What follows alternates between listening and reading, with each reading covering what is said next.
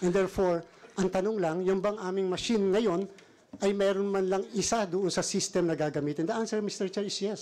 It will be using OMR and or DRE abroad. But in the Philippines, OMR lang po naka-turn off po yung isang system. So pag tinanong pa rin, ilang system po yung gagamitin? Isa lang po, Mr. Chair. Yes, but yung sistema na yon ay kinakailangan mag-apply yung dalawang applications. Kapag ka po hindi natin i-apply yung dalawa, hindi natin mapapanagutan ang minimum requirements ninyo. Ito po yung problema.